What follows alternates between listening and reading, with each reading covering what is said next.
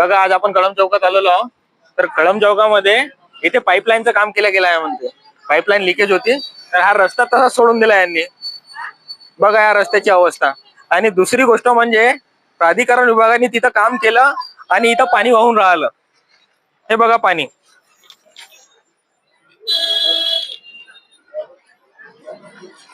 हे पाणी कळम चौकातून आंबेडकर चौकापर्यंत गेलेलं आहे.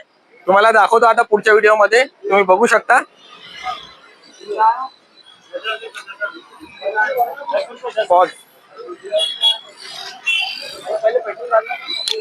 बघा आता वरून पाणी, खालून पाणी, रस्त्याच्या मधातून पाणी, पाणीच पाणी होऊन राहिलं आहे प्राधिकरण विभागाचं.